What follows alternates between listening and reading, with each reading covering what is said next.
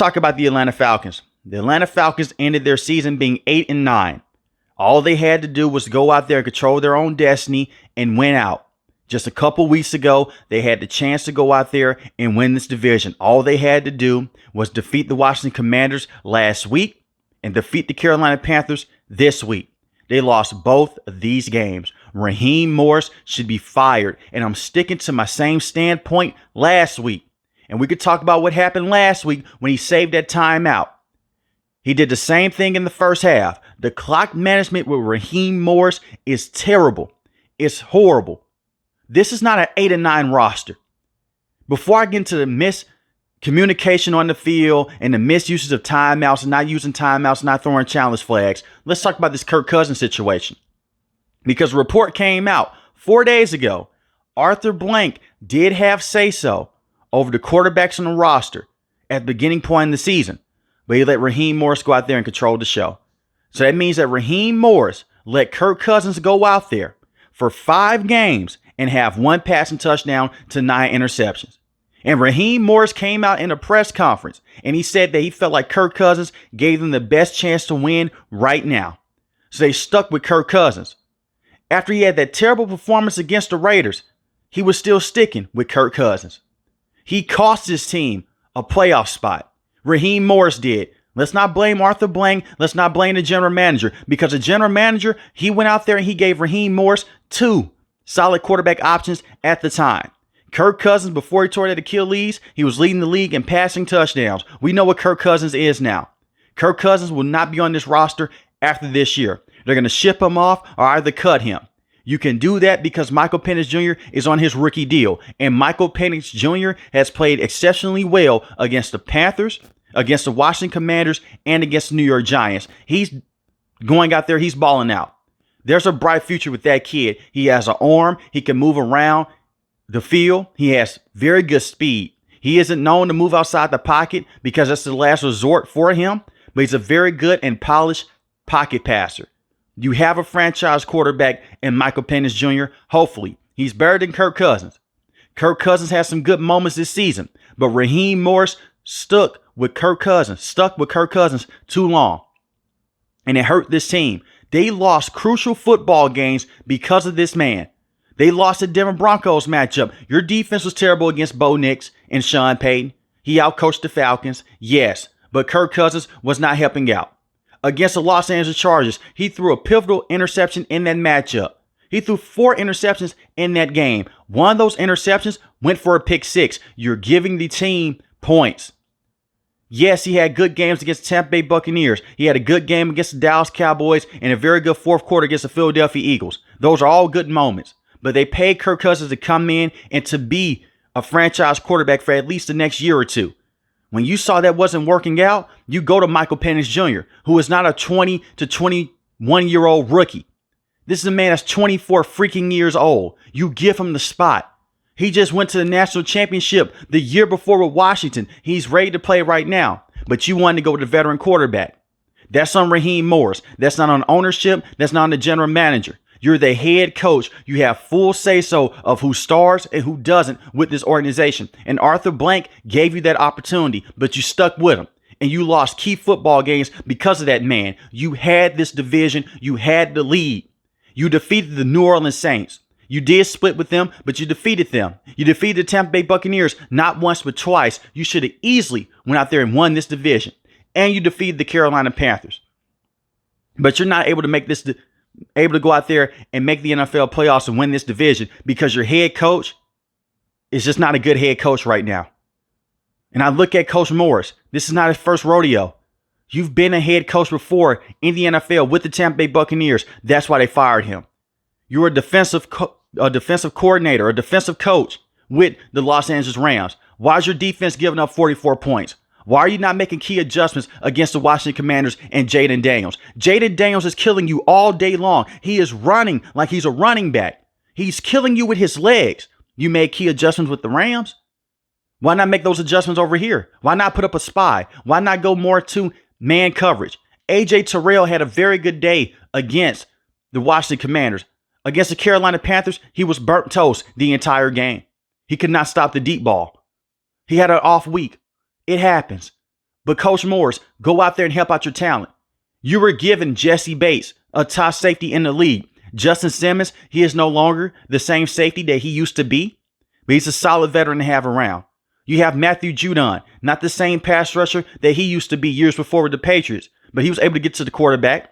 You have Arnold, Caden Ellis, Grady Jarrett. You have very good defensive pieces, but you're not able to figure out the defensive side of the ball. And that's your strong suit. And you brought over Jimmy Lake, who has been a terrible defensive coordinator all season long. Just because you have a couple of good games here and there doesn't make you a good defensive coach in the league. Jimmy Lake has been terrible this year. There's only been one redeemable coach on this coaching staff, and that's Coach Robinson. He learned from his mistakes. Against the Kansas City Chiefs, he tried to do an outside run play with Bijan Robinson. And when it was 4th and 1, he never did it again. The offense has looked better in every single game because he has developed as a coach. Raheem Morris has not. By holding on 2 timeouts, when you should use those timeouts to help your young quarterback. By blaming your offense, I thought we were going to line up quicker at the line of scrimmage. Do you not work on this in practice? And when you have 2 timeouts, why not just go out there and burn one? You have the timeouts. You have the time on your side. Don't put your rookie quarterback in that situation. Players aren't going to go out there and just call timeouts because it's up to the coach to do that. We saw this with Matt Eberflus. At least Matt Eberflus has been in the NFL for as long as Raheem Morris. Raheem Morris has been in the NFL for over a decade now. You know clock management. You know defensive adjustments, but you didn't make them. When you have a team that has a young emerging star in Micheal Penix Jr., a very good running back in Bijan Robinson. Bijan Robinson is one of the best running backs in the NFL. His season has went underneath the radar because of Derrick Henry and Saquon Barkley and Josh Jacobs. But that kid, he is a true generational running back. He is phenomenal. And this may suck to hear. I think they'll be better off if they move off of Tyler Algier.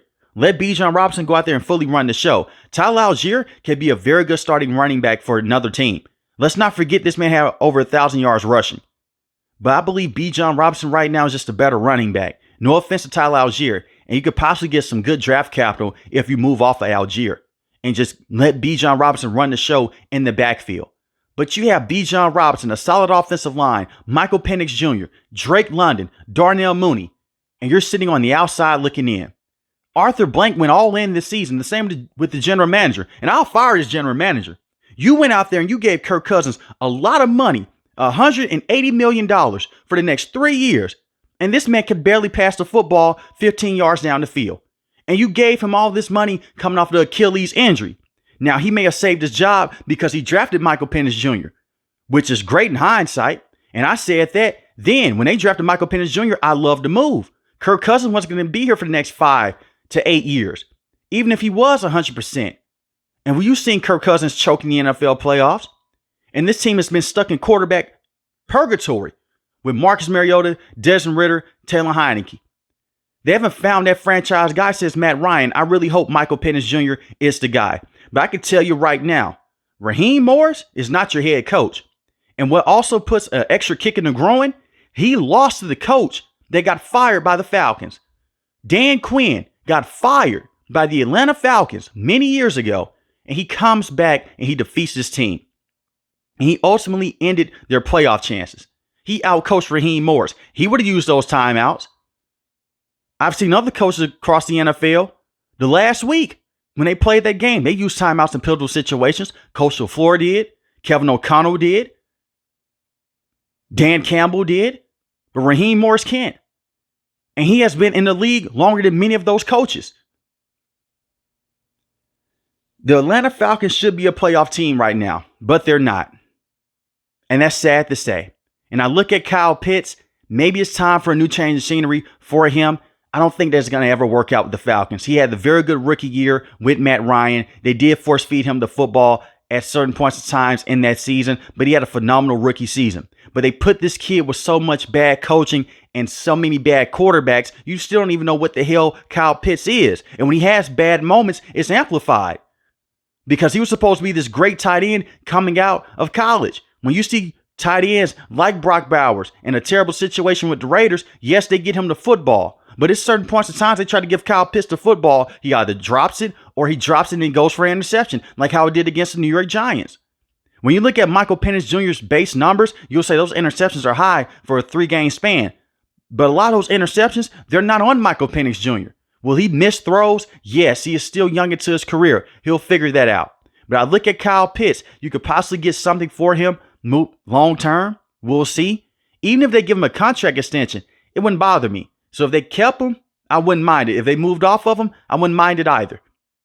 But I look at Kyle Pitts. For a guy to be that big, that fast, that physical, there is no reason to why he could not be a consistent target on any team in this league. He definitely has a place in the NFL. He may never be a top 5 receiving tight end, and that's okay. But I've seen him have big moments, and I've seen him have some bad moments also.